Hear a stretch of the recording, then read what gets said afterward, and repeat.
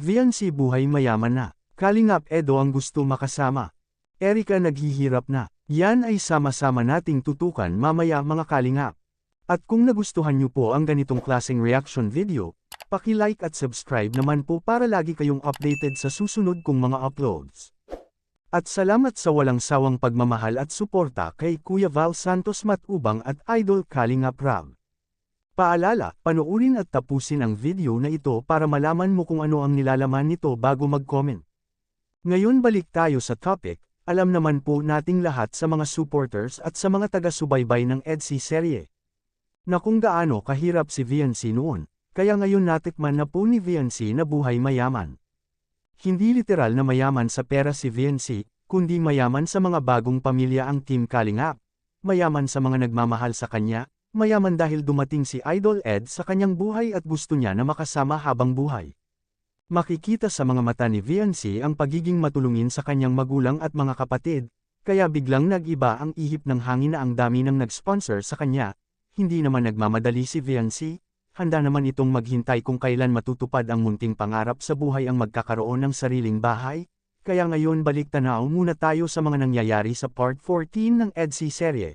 Sa ginawa ni Idol Eds hindi nakatiis biglang nasabi ito. Grabe. Tagal kong nawala. Nakakamiss dito sa bahay niyo. Ano, kumusta ka?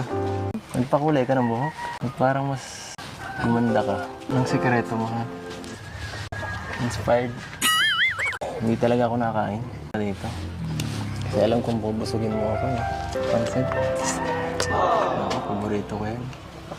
Basta gawa mo. Ano po pala yun, Kuya Eds? Yan, para sa iyo yan lahat na naman. Halos bawat punta na dito natin may mga nagbibigay sa'yo. Wow! Okay sa'yo? Yan, magkakasundo tayo yan. Excited ka na? Sa akin, hindi ka na excited? Medyo malungkot kasi tagal kong nawala eh. Punta pa kaming Naga.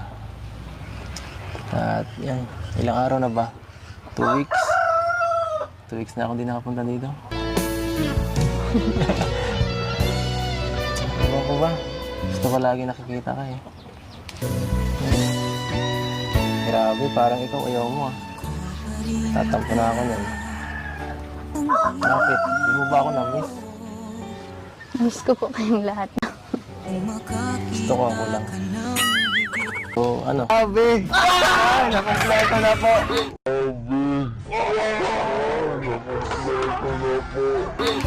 Nakompleto na! Sige po. Will you be my... Will you be my girlfriend? Lalong pinapahirapan ni Aika ang kanyang sarili dahil bumuwag siya sa Team Kalingap at ayaw nang magpa-vlog, kaya nakadesisayo na si Idol Rab na ayaw nang maulit pang muli tulad ni Miss E, at hindi na ito makabalik pa sa Team Kalingap. Anong masasabi nyo dito mga Kalingap? Ito ay isang reaction video lamang kaya pwede po tayo mag-comment sa ibaba mga Kalingap sa comment section. At lagi ko rin itong babalik-balikan na lagi po nating suportahan si Idol Kalingap Rab sa kanyang mga vlog, dahil dito kinukuha ang mga gastusin, tulad ng pabahay, mga allowances sa mga beneficiaries at mga sahod sa ating mga K-boys.